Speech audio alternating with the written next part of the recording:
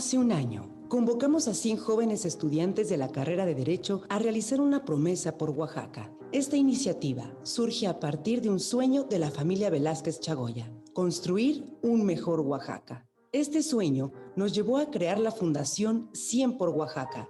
Un proyecto con el que vamos a soñar y vamos a trabajar como oaxaqueños y vamos a hacer trabajar a todos ustedes, amigos empresarios.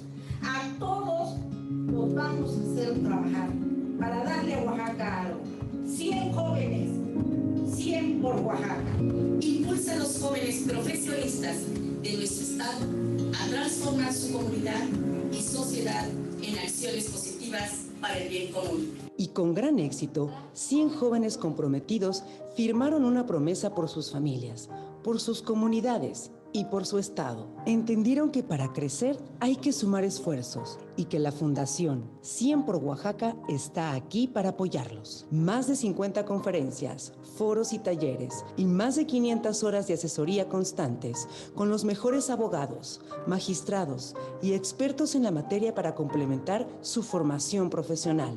Trabajando hombro con hombro, los promitentes han logrado ampliar su visión, extender sus horizontes y, sobre todo, cumplir sus promesas, entre las que destacan Revolución Femenina, Defensorías LGBT+,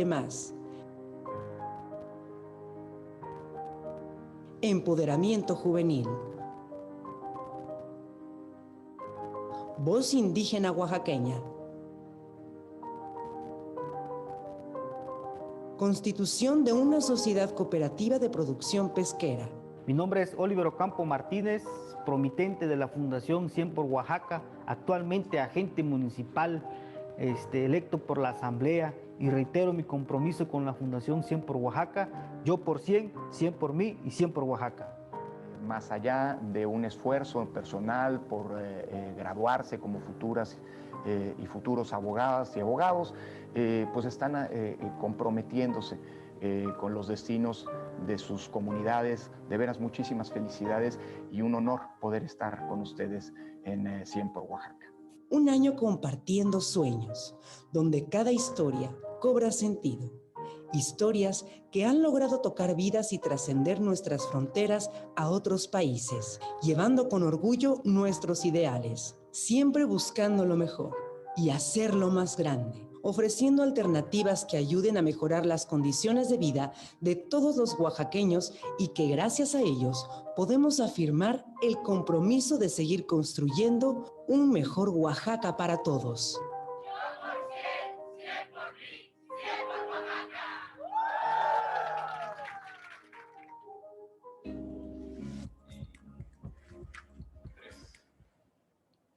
Hola, muy buenas tardes a todas y todos. Como siempre, es un gusto recibirles en esta su casa, la Fundación 100 por Oaxaca. Nos complace acompañar una promesa más de los proyectos que se llevan a cabo por las y los promitentes de esta segunda generación.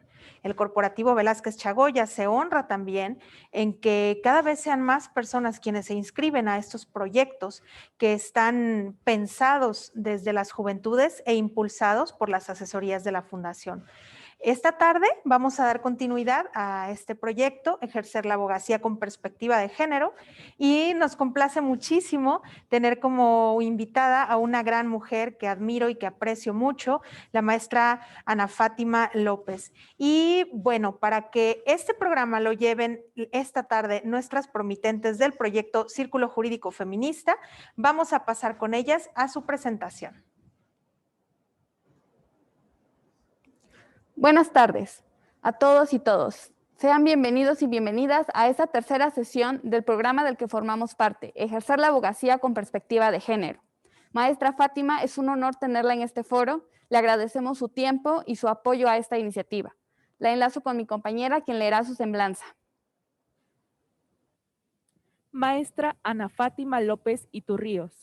Es una abogada feminista jalisciense que promueve la igualdad en todos los espacios de representación pública y política del Estado de Jalisco, así como la participación ciudadana para la defensa de los derechos humanos de las mujeres, capacitadora para juzgar con perspectiva de género y contra la violencia política en razón de género.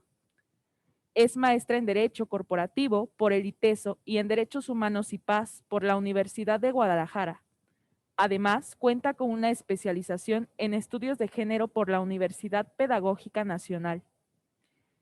Quedó en la terna del reconocimiento Irene Robledo 2019 que otorga el municipio de Guadalajara en la categoría de Defensa de los Derechos Humanos de las Mujeres.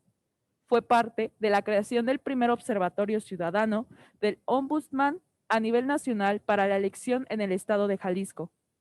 Participó como abogada especialista en la elaboración del Amicus Curiae que se presentó al Tribunal Electoral del Poder Judicial de la Federación, como parte de las acciones de las campañas del grupo Mujeres en Plural, presentado por la senadora Marta Tagle. Fue invitada como experta académica a la glosa del gobernador del estado de Jalisco en marzo de 2018. En 2017 fue coordinadora del proyecto Informe bajo la lupa del gobernador, mediante el cual varios colectivos ciudadanos, el proceso de fiscalización del informe del gobernador. Participó en el Foro Político del Alto Nivel sobre el Desarrollo Sostenible de las Naciones Unidas en su sede en la ciudad de Nueva York, haciendo hincapié en los avances de México en materia de género y desarrollo sostenible de la Agenda 2030. Disertante de la Casa de la Cultura Jurídica de la Suprema Corte de Justicia de la Nación, forma parte del cuerpo académico de la Casa de Cultura Jurídica, impartiendo cursos de género y derechos humanos, así como de argumentación jurídica. Un placer, maestra. Gracias por formar parte para cumplir este sueño, esta promesa por Oaxaca, como lo es esta iniciativa, ejercer la abogacía con perspectiva de género. Nos enlazamos con usted.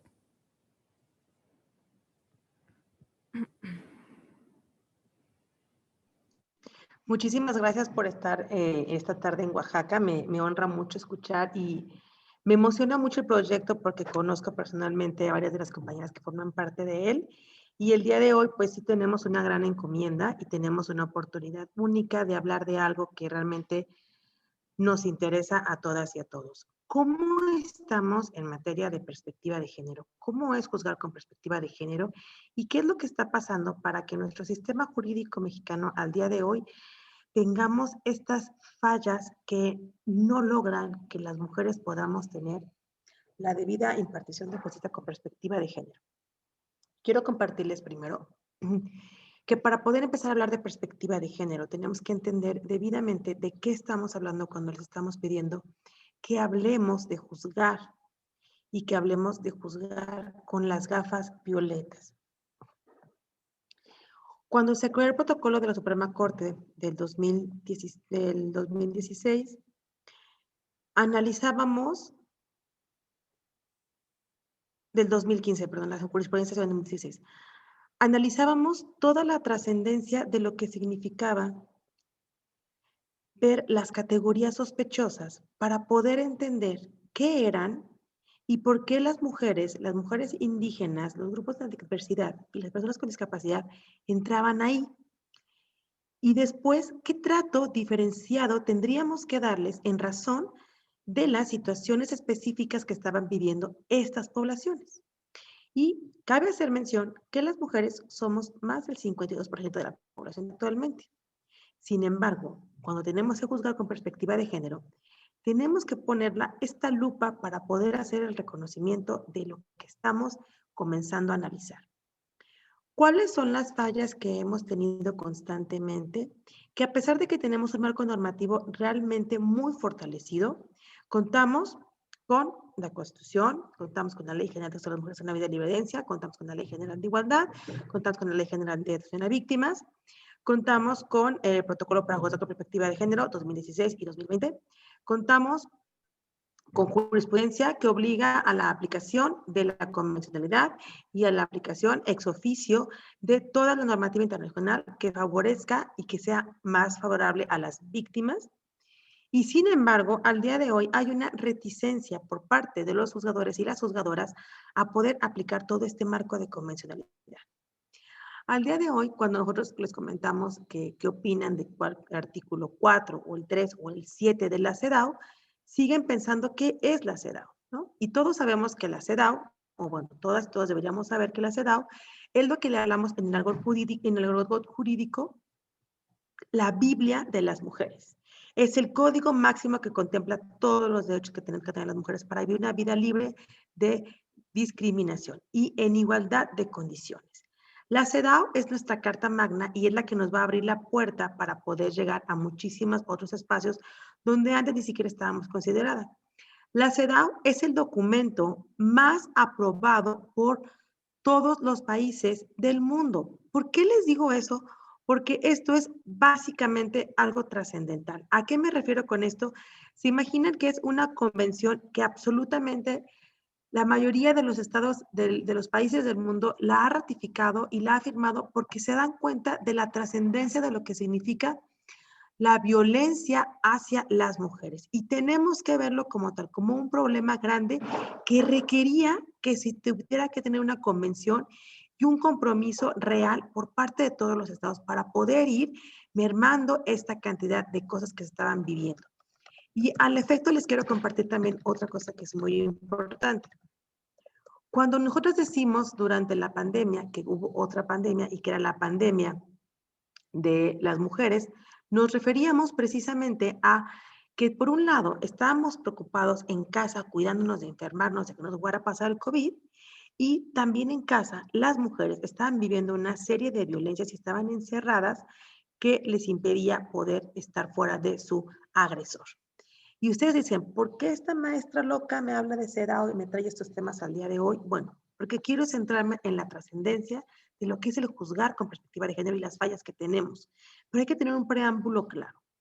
Al día 20 de marzo, que revisé por última vez el censo, habían en todo el mundo 120 millones de personas que habían fallecido por el tema del COVID y es algo muy delicado porque todos, bueno, al menos yo ya padecí de manera directa esta situación. Es algo desgarrador. Eso fue lo que se contabilizó durante 2020. Pero también les quiero compartir que durante 2019, a nivel mundial, se contabilizó cuántas mujeres habían fallecido a causa de la violencia machista. 240 millones de mujeres. Estamos hablando del doble de la cantidad de mujeres que se mueren al día por violencia machista que lo que puede llegar a afectar una pandemia. Pero como nunca hablamos de los números, nunca hacemos estadística ni comparamos los datos, nos quedamos con dónde sacó eso, dónde está, métanse a Google y saquen las revisiones. ¿Por qué les digo esto? Porque eso es muy importante que también tengamos corresponsabilidad con cada ponencia que tenemos para revisar, porque a lo mejor ustedes no saben, pero 9 de cada 10 mexicanos no revisan la información que les llega vía celular y redes sociales. Por ende, se van creando una serie de imágenes de un contenido social, de una imagen social que revictimiza y que va considerando que las mujeres son unas locas exageradas y que estamos haciendo las cosas a modo de molestar, perjudicar o causar un daño a alguien más. Y ahora que ya les pasé este preámbulo que es tan fuerte y tan potente de cómo estamos realmente en el mundo y en la actualidad, les voy a platicar cuál es una de las principales fallas del poder juzgar con perspectiva de género. Y tenemos que hablar de la procuración de justicia. ¿Por qué? Porque las mujeres cuando llegan y se presentan ante el Centro de Justicia para las Mujeres a presentar su denuncia, lo primero que encontramos es una serie de preguntas revictimizantes desde cómo iba vestida, qué estaba haciendo, había tomado algún estupefaciente, había ingerido alcohol, con cuántas personas se encontraba, había avisado dónde estaba, había compartido su ubicación, había alguien más que la pudiera acompañar o quedar cercano a usted. Esta serie de preguntas constantes que les puedo asegurar que nunca les ha pasado por la cabeza a sus compañeros cuando salen de noche o salen a algún lado. ¿Por qué? Porque nosotras, evidentemente, cada que nos levantamos en la mañana, tomamos entre media hora y una hora para arreglarnos y saber qué nos vamos a poner para cada ocasión. Situación que no pasa así por estereotipos que manejan los hombres, que pueden salir simplemente a la calle sin el temor de que les vaya a pasar algo. Desde que presentamos la denuncia, en el imaginario social ya tenemos a los procuradores, a los ministerios públicos que te van a hacer esa serie de preguntas revictimizantes con la intención de que haya una cierta cantidad de fallas para que al momento de tu declaración tú te pongas nerviosa, caigas en estado de shock, incluso puedes parar hasta la audiencia en ese momento porque ya no puedes contestarla más. No te van a mandar a girar inmediatamente con el médico legista en caso de abuso sexual o a la prueba psicológica que tendrían que hacerla en ese momento. Y te la pueden mandar hasta 15, 20, 30, 60, y les voy a platicar un caso real de la Ciudad de México que la mandaron hasta dentro de un año de un caso de agresiones en segundo grado. ¿De qué les estoy hablando? Es que esta parte es muy importante. Al momento que nosotros nos presentamos a denunciar, nosotros tenemos todo nuestro contenido, decimos todo lo que podemos y tiene que haber una valoración para poder hacer el impacto real del daño. Debido a que la Procuración de Justicia carece de esta perspectiva de género, no analiza cómo nos impactó esta violencia y dejan pasar los días. Las mujeres víctimas, por lo general, hablo de un 99%, buscan maneras de solucionar el sentimiento y la emotividad que tienen. Toman pastillas, acuden a médicos, a profesionistas, y para el momento en que llegan a su entrevista, ¿qué es lo que va a pasar? Que el abordaje psicológico ya va a venir muy disminuido y por ende ya no va a empatar con la situación de gravedad que estaba expresando al momento inicial, por lo cual están perdiendo elementos para una debida integración de la carpeta de investigación y por ende no habrá la propuesta que queríamos nosotros, integrarla y vincularla al proceso. ¿Por qué decimos que esto es una gran falla? Porque, bueno, nos ponemos a revisar los datos del BANAVIM, el Banco Nacional de Víctimas, que forma parte de CONAVI. Y cuando analizamos el número de denuncias que se presentan por estado, tengo mapeado que en el estado de Jalisco se presentan 7,000 denuncias por mes. Ojo aquí, lo que no tenemos es el número de integración y de vinculación a proceso. Entonces, ahora sí pasamos a la otra parte real. Y cuando preguntamos por transparencia, el total que se había logrado vincular, o sea, a la primera audiencia, estoy hablando desde la primera, ni siquiera le estoy pidiendo que lleguemos a sentencia, o sea, a vinculación, 137 aproximadamente. O sea, es una cantidad ínfima la que vive. ¿Y por qué?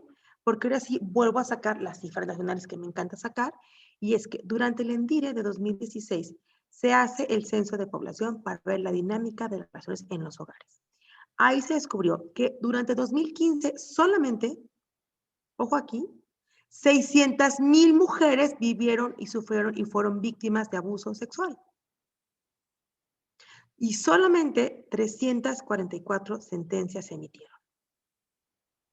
Saquen las cuentas y hagan los cruces de los porcentajes de todo lo que se está viviendo hacia afuera.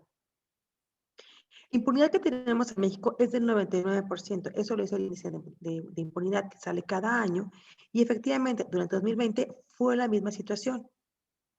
De cada 10 personas que se ven víctimas de un delito, 9 personas deciden ignorarlo por la tardanza que va a ser e implica ir al centro de justicia, a la fiscalía, a la atención, a que les den respuesta. Y si saben que es por un delito menor, como el robo de un celular, y a lo mejor no quisieron pagar el seguro por parte de Telcel, van a decir, ¿para qué? Es una pérdida de tiempo, no tiene caso, si es la computadora igual.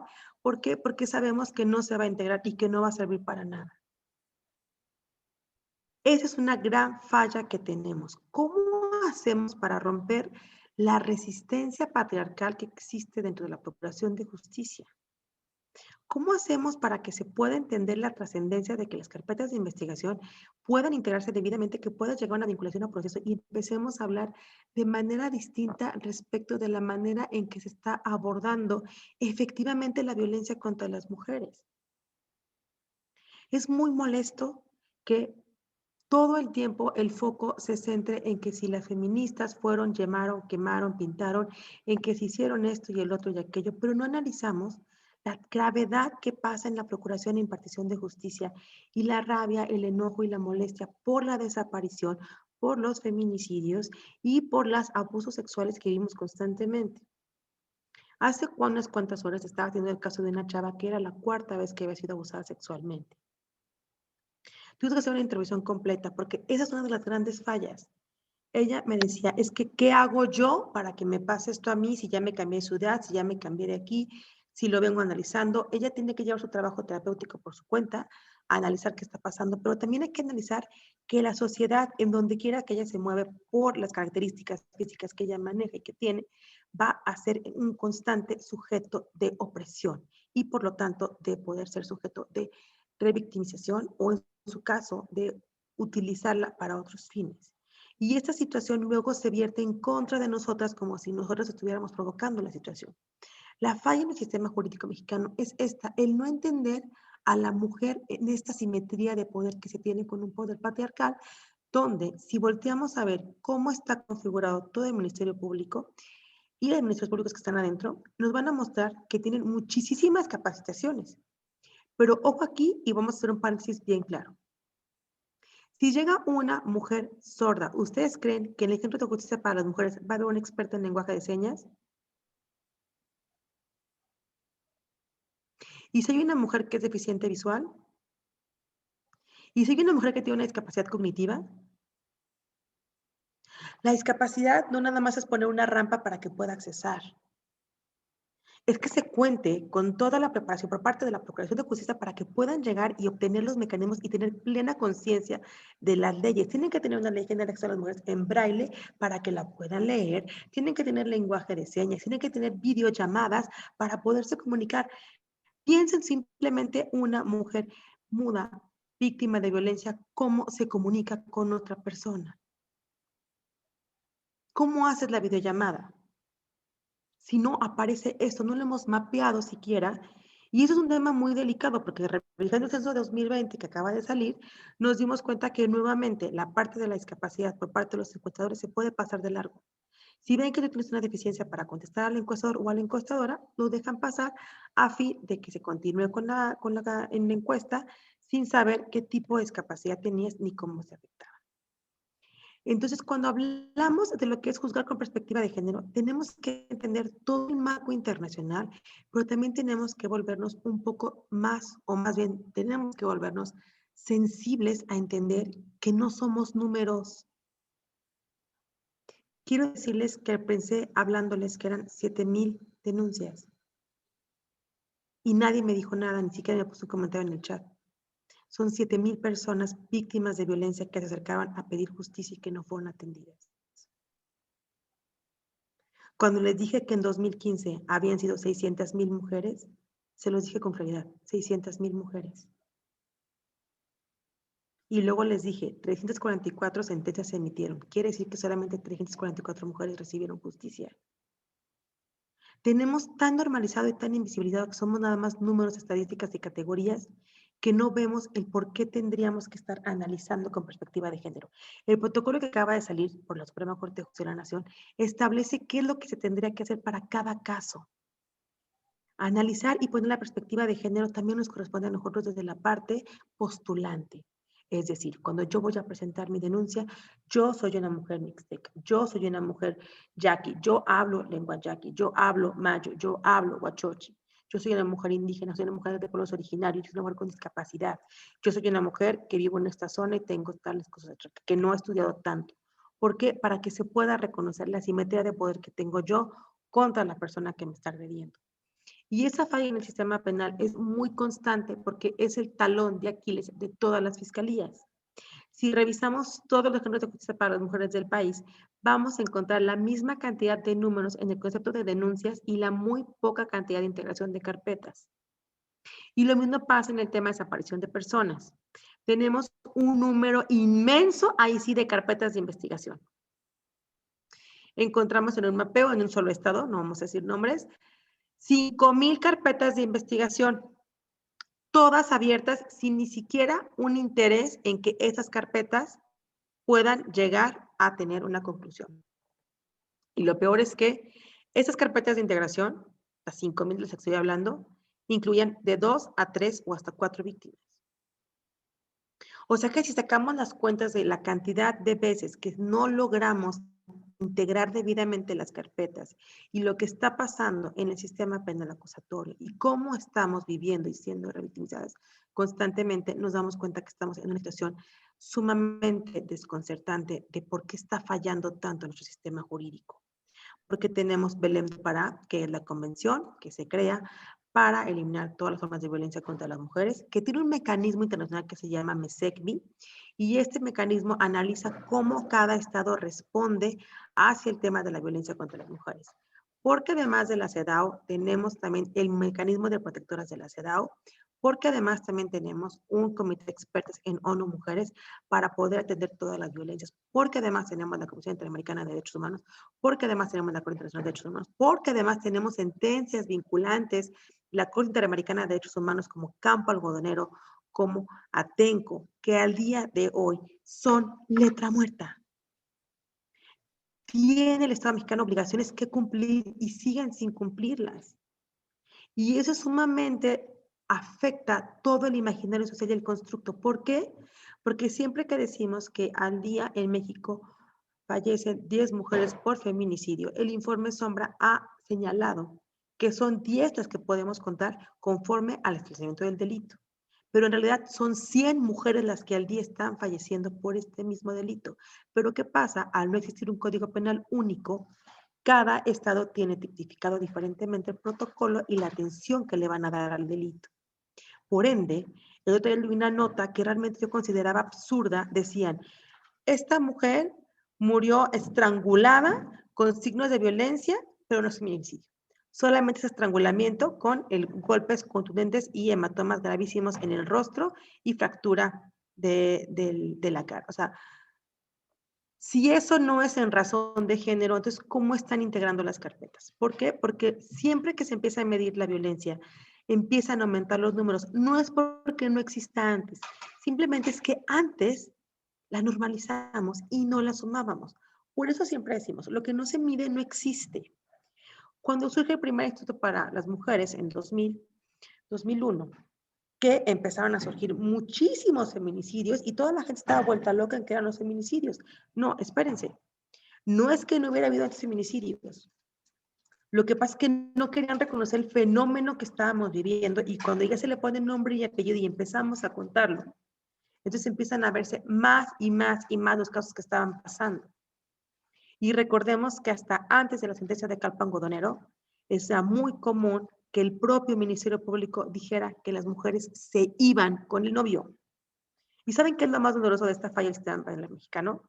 Que al día de hoy yo sigo escuchando que se fueron con el novio. Me han llamado y me han dicho, qué exagerada es, ¿para qué quieren protocolo? Si seguro se fue con el novio. En una semana desaparecieron 10 mujeres. 10 mujeres con las mismas características físicas y complexión. Se logró recuperar a 4 mujeres. Curiosamente, las 4, ya que pudimos acercarnos a darles acompañamiento, nos aseguraron que se habían querido ir. Ninguna tenía pareja sexoafectiva y ninguna estaba relacionada con nada de crimen organizado. Sin embargo, la presión para que ellas no dijeran nada era evidente. Por respeto a las víctimas, siempre tenemos que dejarles su espacio, pero nos dimos cuenta de cómo esta problemática se da constantemente, a pesar de que tenemos Campo Algodonero, a pesar de que tenemos la Comisión Nacional de Derechos Humanos, a pesar de que tenemos todo el marco normativo que permite la convencionalidad, la aplicación ex oficio de todas las sentencias, que podamos establecer lo que es Belém do Pará, que podamos decir qué está fallando el Estado mexicano. Al día de hoy seguimos revictimizando, invisibilizando, eliminando lo que significa y cómo afecta a la vida de las mujeres todas esas formas de violencia. Esa es la gran falla que tenemos. Porque yo les puedo hablar de cómo la impartición de justicia ha avanzado. Tenemos grandes sentencias que han hecho grandes cosas. Tenemos pésimas sentencias, como el caso de los porquis, que no podemos dejar de lado ni dejar de comentar cada que hablamos del tema, donde según, no voy a decir quién, pero el juzgador creyó que por 3 dedos durante 7 segundos en la vagina de una mujer no era violación. Si fuera al revés, ¿pensaríamos lo mismo? Pero es la normalización que se tiene del tema. No es nada, no pasó nada, es tantito. ¿Qué tanto es tantito? Y esta normalización de las formas de violencia que se viven constantemente y de cómo se emite la justicia es lo que nos da resultado tantas fallas. ¿Cómo se puede emitir una sentencia debidamente si toda la carpeta de investigación viene débil y viene preparada para que no se integre como tendría que salir? ¿Cómo le hacemos? ¿Cuánto no le debemos a la niñez? Es una gran deuda que tenemos. ¿Saben ustedes cuántas mujeres menores de edad con discapacidad salen embarazadas y pierden la vida? ¿Y hasta cuándo nos ponemos a pensar en mujeres con discapacidad? Hasta que están embarazadas y nos damos cuenta que tienen 10, 9, 12, 13 años y están embarazadas y sufrieron o acaban de morir. Y entonces sí, ya ponemos los ojos. Pero esas mujeres desde que nacieron están siendo revictimizadas por la situación de desigualdad en la que están contraveniendo. Y cuando se presenta la denuncia, ya no se presenta la denuncia, porque ¿cómo vas a denunciar al papá? ¿Cómo vas a denunciar al hermano? ¿Cómo vas a denunciar al que la cuida? Es que nomás tiene a su primo que la cuide. Qué malos son, no sean así. Vas a arruinar la vida. Y fíjense cómo eso está normalizado, que recientemente en la Ciudad de México, un diputado abusó sexualmente de un menor de edad y en el audio se escucha como dice, vas a arruinarme la vida. Esta frase no le salió de la nada. Le salió de un continuum del tiempo que constantemente se dice que si las mujeres nos defendemos, denunciamos y exigimos el real aplicamiento de las leyes en nuestro favor para defensa de nosotras, somos exageradas y les estamos arruinando la vida a nuestros agresores. Quiero que se lleven en cara y en claro esta situación. Nosotras no le arruinamos la vida a nadie por integrar debidamente una carpeta, por integrar debidamente una denuncia, por acompañar a una víctima debidamente. Estamos cumpliendo con nuestra parte que tenemos como ciudadanía, como abogados, para poder avanzar hacia una situación que verdaderamente beneficie a que bajen los índices de violencia contra las mujeres. De lo contrario, seríamos tolerantes y seríamos omisas y eso también es violencia y nosotros formaríamos parte de esa situación. Seríamos entonces nosotros culpables también. Y también tiene mucho que ver porque si no analizamos la trascendencia de nuestros actos como abogados postulantes, ¿qué le decimos a las víctimas? ¿Cómo integramos nuestras pruebas? ¿Cómo acompañamos hacia el efectivo ejercicio de nuestro debido acto jurídico que estamos llevando? Nos va a pasar lo mismo. Y se los digo porque también es un hecho sumamente importante el que veamos qué es lo que pasa cuando hablamos de materia civil, para cambiar con otro ejemplo. ¿Qué pasa cuando pides la pensión alimenticia? Evidentemente ya hay una sentencia y una jurisprudencia que tuvo que decir que la pareja no se puede casar hasta que no se paguen completamente y entregado todas las retribuciones correspondientes. ¿Por qué? Porque inmediatamente teníamos muchísimas divorciadas, pero casi ninguna con pensión.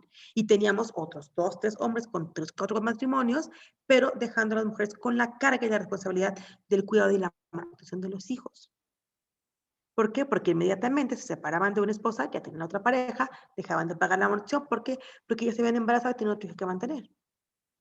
Tuvimos que hacerlo a base de sentencias, a golpe de sentencias, el que se reconociera nuestro derecho a recibir la pensión alimenticia en tiempo y forma. Y luego es muy molesto cuando de repente que estamos haciendo todo nuestro trabajo, nos dicen, ay, pero ya no, licenciada, pues ya es mayor de edad. Sí, es mayor de edad porque tiene aquí 6 años mi expediente y usted no lo puede integrar debidamente ni darme mi sentencia como si merezco. O sea, ¿cómo es posible que usted venga a decirme que voy a mantener a 4 hijos con 3,000 pesos al mes? O sea, por favor. Pero claro, siempre la culpa viene para acá, somos nosotras, de este lado viene todo. Y se los pongo porque se dan cuenta que las fallas del sistema penal mexicano también tienen que ver con el imaginario social, con lo que nosotros aportamos y todo lo que sí tienen que hacer y lo que tenemos que pedir, y es pedir respeto, justicia, revisión de las leyes, análisis y entendimiento real de lo que estamos presentando en este momento. ¿Por qué tenemos que crear tantos protocolos? Porque no los utilizan. Por eso tenemos que gastar tanto en capacitación para que la tomen. ¿Y qué pasa? Que las capacitaciones, cuando analizamos, es otro gran tema. En el tema de discapacidad, de un análisis que se hizo durante 2018, se dieron cuenta que para los supremos tribunales de justicia del país se consideraba como capacitación acudir a eventos que hablaran de discapacidad. Explíquenme la diferencia entre acudir a un evento como ponente o como persona que escucha a recibir un taller de 2 horas de cómo juzgar con perspectiva de género para personas con discapacidad. Es un mundo de diferencia.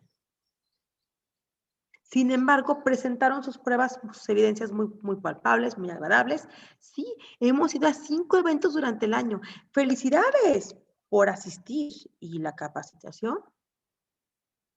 ¿Dónde está tu compromiso para juzgar con perspectiva de género? Es que yo mandé a todas mis secretarias, de verdad, todas fueron. Ok. ¿Y sus secretarios? ¿Y usted? ¿Y usted magistrado cuándo va a ir? Porque los magistrados se me ponen al brinco cada tercer minuto. Es que ya vas a empezar. Sí, pues ya voy a empezar. Si ya me conocen, Vamos hablando con seriedad. Estamos ante un taller importantísimo para poder dar un poco de sensibilización sobre algo tan importante que nos afecta a todas. Porque lastimosamente al día de hoy, si ustedes por solamente casualidad ponen su nombre en Google y se dan cuenta de lo que les aparece, van a poder ver que va a aparecer Fátima desaparecida, Lisbeth desaparecida, Itzel desaparecida, Jessica desaparecida. ¿Por qué? Porque tantos nombres tenemos de mujeres que están siendo víctimas actualmente y que no están siendo reconocidas. Porque el sistema de justicia penal está fallando, porque no hay carpetas de investigación, porque al no existir sentencias y al no existir una situación de orden que pueda demostrar lo que sí se puede hacer si tú cometes un delito, entonces, ¿para qué? No va a pasar nada, lo voy a seguir haciendo. Y además voy a perfeccionar las maneras de violentar para aumentar el tipo y el grado de daño que puedo inferirte. ¿Por qué? Porque sigo siendo impune y sigo saliendo por la puerta trasera sin que nadie me diga absolutamente nada de lo que está haciendo yo mal como delincuente, como victimario. Y esto es el gran delito que yo considero que tenemos en nuestras fallas del sistema penal mexicano, porque falta mucho entender la trascendencia que hay cuando una mujer se presenta ante un centro de justicia. El shock que está viviendo, el dolor por el que está pasando y el impacto que va a tener para ella y para todo su círculo y toda su unidad. Porque lo que está viviendo ella, si es mujer casada y con hijos, lo van a ver también sus hijas y sus hijos. Y de igual manera, su mamá, sus hermanas van a comenzar a decirle, pero ¿para qué ibas? Te dije que no fueras, no tenía caso que denunciaras, ve nomás, te fue peor, ¿para qué ibas? ¿Para qué lo hacías? Porque siempre la carga de la prueba a quién va hacia nosotras. Cuando ya hay elementos que dicen que no, que la carga de la prueba tiene que ser para la otra persona, siguen insistiendo en que nosotras tenemos que demostrar por qué no nos lo buscamos. Ojo, esta palabra también es muy común. Segurito se lo buscó. Es que, ¿qué hacía? A ver, ¿por qué andaba esas horas por ahí? ¿Quién le manda? No, no es que nadie nos mande, no es que nadie nos pida, es que tenemos que tener una serie de acciones todos los días nosotros para poder salir a la calle. Y también tu autoridad tienes que tener una serie de protocolos que cumplir para poder dar verdadero y real cumplimiento a lo que te corresponde en cuestiones de seguridad hacia las mujeres, de brindar protección efectiva para que se dejen de generar toda esta serie de violencias en contra de nosotras. Porque festejamos, sí, que tenemos una ley, bla, bla, bla, pero ¿de qué nos sirve si no tiene dientes, si no va a ejercerse, si va a nacer muerta? Si vamos a presentar una denuncia solamente para que tengan una orden de protección y para generar precedentes, ¿de qué te va a servir? El agresor simplemente va a buscar maneras y va a perfeccionar la manera de seguirte acosando desde otro lugar, brincando la medida de protección. Justamente ayer una persona tenía una orden de protección emitida por el juez para que respetara a su menor hijo y a ella y estuvo encerrada durante 3 horas en el closet de su casa porque con toda medida de protección el señor estaba afuera de su casa queriendo romper todas las puertas. El 911 no le contestó, tuvieron que llamar a través de Facebook porque ya no podía ni siquiera hablar, tuvo que mandar un mensaje porque dense cuenta este grado que estamos. Una mujer que está viviendo una violencia y no puede tomar la llamada para decir que está siendo agredida, es porque está escondida. Entonces se acerca a un medio y manda un mensaje esperando que el de atrás tenga la tantita empatía de llamar al 911, porque no todos estamos al 100% conectados todo el tiempo. Y eso es lo que tendremos que pensar, ¿por qué el Estado no ha, viendo toda la cantidad de denuncias que tenemos, no ha implementado medidas para poder mejorar las formas de comunicación, para poder mejorar las denuncias, para poder mejorar la atención en seguridad pública, para que ya no se siga dando esta revictimización? Pues por mi parte sería todo. Si tengan alguna pregunta o queramos que nos den un tema, aquí estoy. Adelante. Retoma. Bueno, a todos los que nos asisten por Zoom el día de hoy, si gustan pueden alzar la manita en la plataforma Zoom para realizar sus preguntas a la ponente.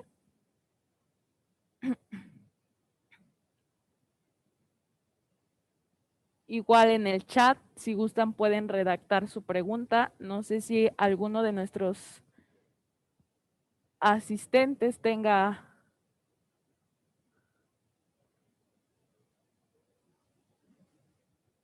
Carlos Eduardo, si gustas participar, encender tu micrófono, por favor. Sí, buenas tardes, ¿me escuchan? Sí, te escuchamos.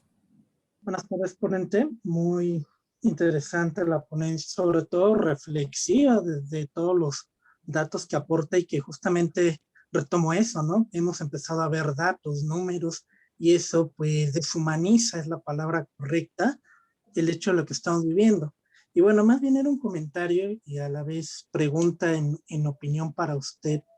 A mí me salta mucho esa idea del caso que se está dando hoy con este diputado que abusa de un menor de edad y que va en concordancia también a lo que anteriormente también se daba con este candidato a gobernador, o bueno, todavía no es candidato, de Guerrero, en el cual también tiene una denuncia por violación en su contra. Y a lo que yo voy es lo siguiente. Es curioso ver cómo cuando es una mujer la que denuncia la violación, lo primero que nace en el ideario público es lo que usted mencionaba, ¿no? Seguramente busca algo, busca ganar dinero o busca ganar fama o le quiere sacar dinero a la persona, lo quiere dañar, como usted también mencionaba. Pero en este caso, que es el reciente, el de este diputado de Puebla, no he visto esas expresiones. Yo no sé realmente a qué se deba, si es porque ahora el que denuncia parece ser un hombre o es porque no se le da el peso necesario a este. Yo no veo que por este momento se estén dando esas expresiones. No sé su mejor opinión a qué se debe esta función y nuevamente le agradezco por pues todas estas puntos que nos ha dado. Muchas gracias.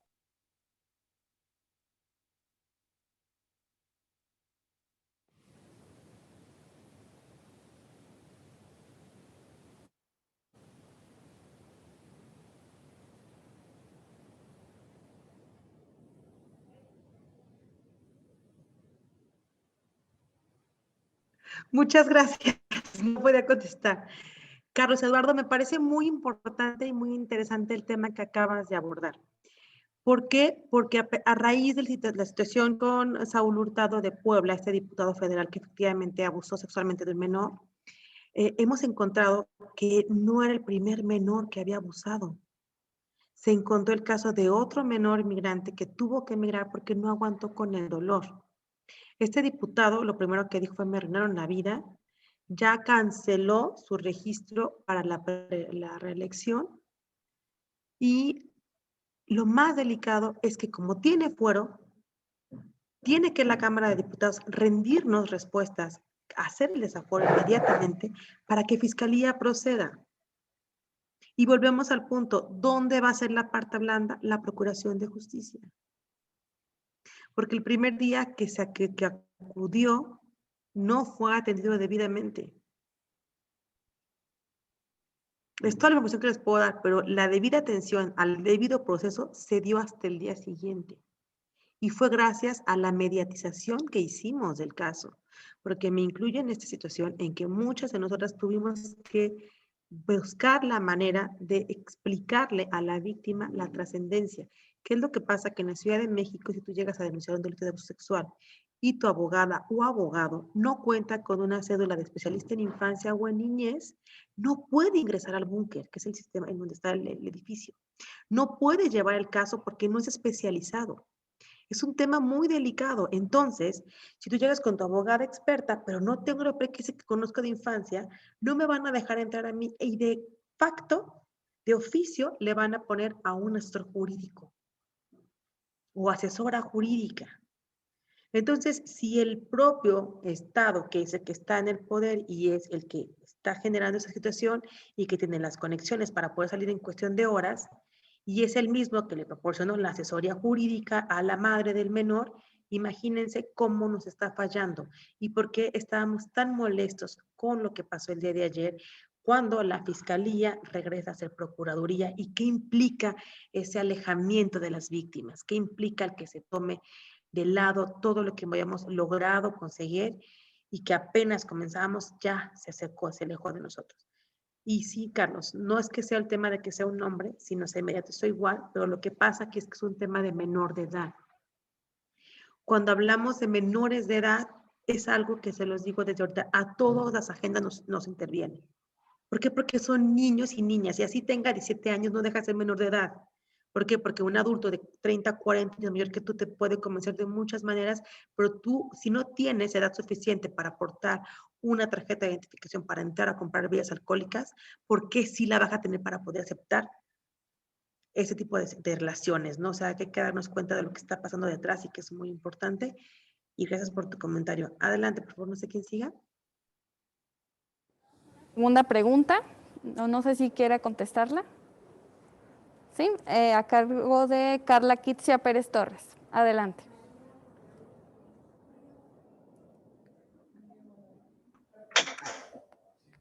Les cedemos la palabra a María Guadalupe.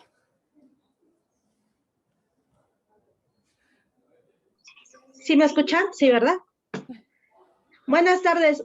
Muchas felicidades a la maestra por la ponencia. Yo tengo una pregunta para ella. ¿Cuál sería la medida, aparte de la capacitación, puesto que aquí en el Estado de México, por ejemplo, en los ministerios públicos, hace como 2 años fui a iniciar una carpeta de investigación por violencia familiar y la primera que me dio la atención fue una Ministerio Público Mujer y lo primero que me dijo es que no le hiciera perder su tiempo, que si iba a ratificar o si no, pues para que me fuera, porque ella tenía cosas más importantes que hacer. Y mejor el médico legista me atendió con otro tipo de sensibilización y que, o sea, que aparte de la capacitación, porque sí existen capacitaciones para el Ministerio Público, ¿qué otra medida se pueden tomar para que modifiquen ese tipo de atención a la mujer? Gracias.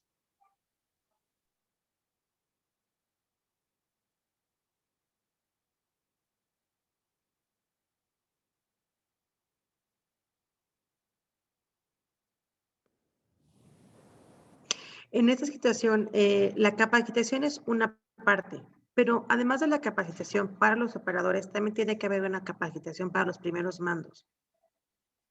¿A mí de qué me sirve que estén capacitando a las secretarias, a los secretarios, a los asistentes jurídicos si no están capacitando al Ministerio Público, a la Ministerio Público?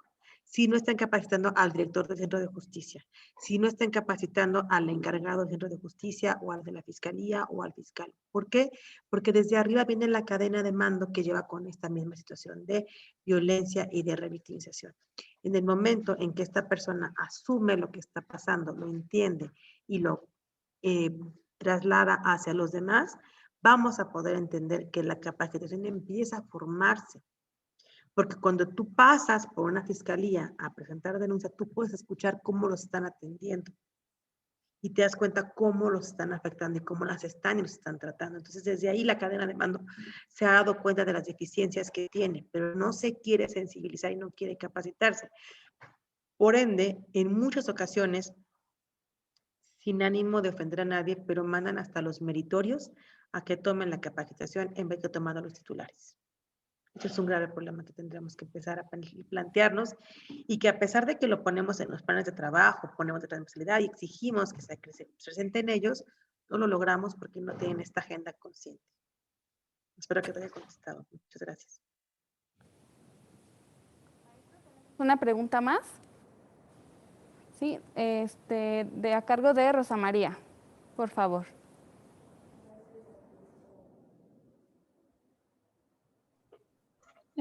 Buenas tardes a todos. Primero que nada, muchas gracias por la ponencia. En mi pregunta quiero contextualizar un poco a qué va dirigida. En mi comunidad impulsaron como un sistema de cuidado o de protección hacia la mujer. Muchas veces oí comentarios como eso de el tener como el miedo, ¿no? De que la misma policía te proteja por los abusos que se han cometido anteriormente. Entonces mi pregunta va, ¿cómo reconstruir el sistema de justicia para que las personas que son víctimas no tengan como ese miedo o como ese temor de levantar la voz y de denunciar y de pedir como esa ayuda.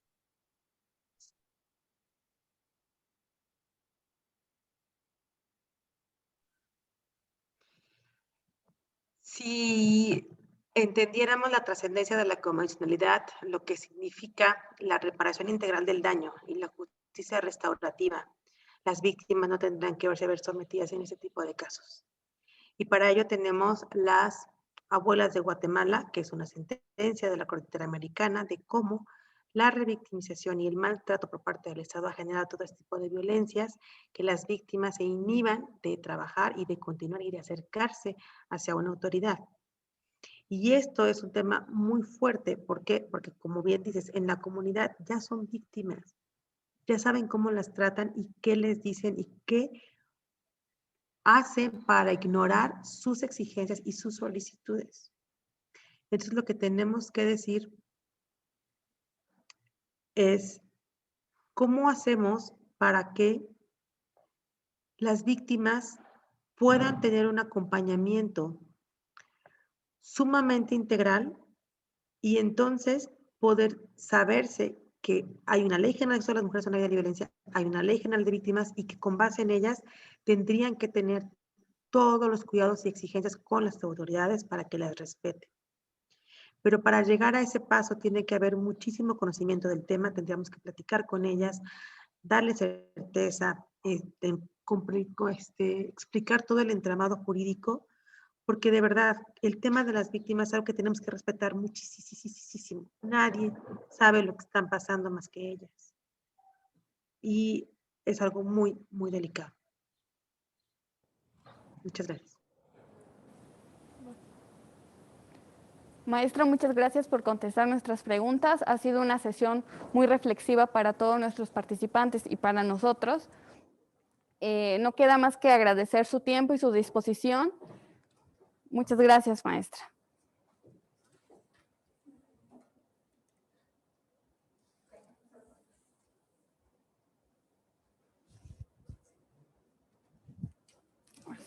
Bueno, pues ha sido un enorme gusto, de verdad, querida Fátima, gracias por este tiempo, por compartir tan generosamente tus conocimientos. Sabemos que tienes miles de actividades y que estás sumamente comprometida con esta labor.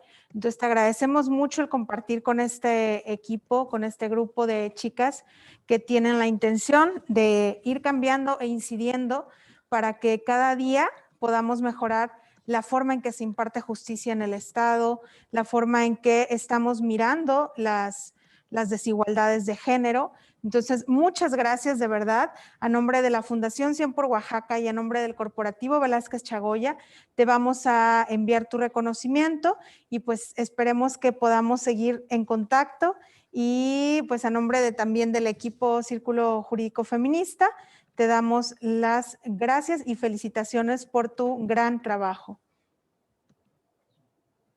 Muchísimas gracias a todas y a todos. Y solamente quiero aclarar, cuando me refiero a los meritorios y meritorias, me refiero a que los meritorios y las meritorias no tienen la responsabilidad ni van a ser culpables o causantes de alguna situación que pase si no se atiende bien una carpeta de investigación. La responsabilidad recae sobre el Ministerio Público, no sobre el meritorio o la meritoria. Se agradece que también vayan a tomar el curso, pero al ir ellos, los ministerios públicos y los ministerios públicos están siendo omisos en cumplir con una obligación que tienen como funcionarios de tomar las capacitaciones. Eso es lo que tenemos que estar viendo. No que puedan o no puedan ustedes, sino que ellos tendrán que estar haciendo y tendrán que decirles, vámonos en equipo, todo el grupo, a estudiar y aprender más.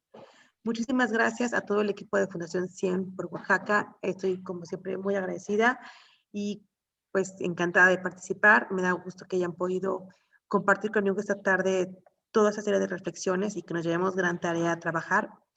¿Qué hacer desde nuestra posición, nuestro granito de arena, para poder ir cerrando la brecha de violencia contra las mujeres? Muchas gracias. Muchas gracias. Hasta pronto, chicas y chicos que están inscritos al proyecto. Nos vemos la siguiente semana.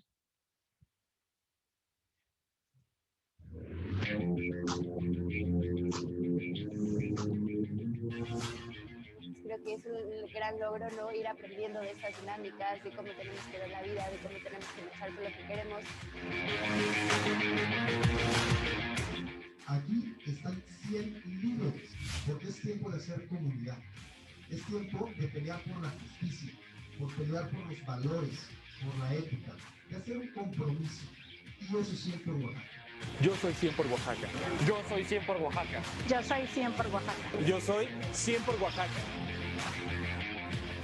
Así, líderes que den todo por Oaxaca. Bienvenidos a su casa, que es el corporativo de las fechadoras. 100 por Oaxaca es una oportunidad y un progreso. Yo soy 100 por Oaxaca.